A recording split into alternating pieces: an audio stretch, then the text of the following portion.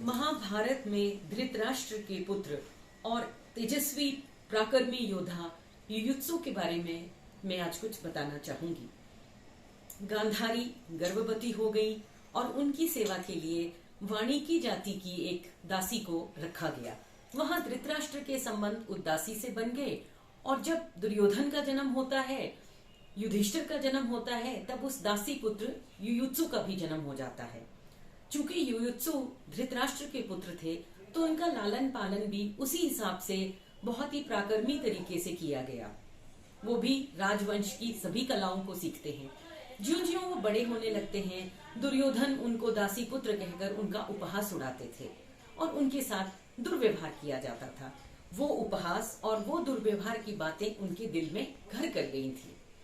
जब युधिष्ठिर ने युद्ध का आगाज किया और उन्होंने कहा कि ये युद्ध मैं सिर्फ धर्म के लिए लड़ रहा हूँ और जो इस धर्म के लिए मेरे साथ देंगे वो मेरे भाई हैं।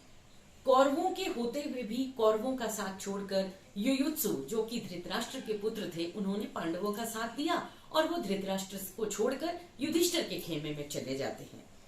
युयुत्सु की कहानी पौराणिक कथाओं में से दासी पुत्र की कहानी है, जो दासी पुत्र होते हुए भी इतने पराक्रमी, बलशाली, तेजस्वी और जो 18 योद्धा महाभारत के बाद बच गए थे, उनमें से सबसे पराक्रमी योद्धा थे। जब हम उत्तर प्रदेश के पश्चिमी क्षेत्र की तरफ जाते हैं या राजस्थान, हरियाणा के पूर्वी भाग में जाते हैं तो आज भी वहां पर जो जाट संप्रदाय के महात्मा हैं, उनको युयुत्सु के ही वंशज माना जाता है। युयुत्सु संस्कृत का एक शब्द है।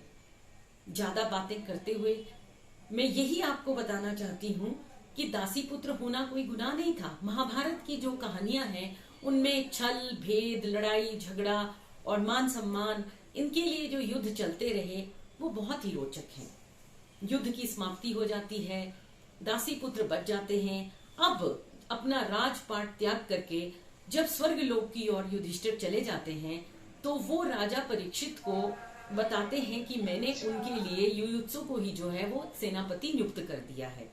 युद्ध की बात बताती हूँ। जब युद्ध चल रहा था महाभारत का, तब युधिष्ठिर ने क्या किया कि युयुत्सु को एक रणनीति के तहत 9 लाख सेनाओं का सेनापति बना दिया और उनको रणनीति के तहत ऐसा बताया कि वो युद्ध में युद्ध की सामग्री और रसद जो है उसकी आपूर्ति कराते रहेंगे।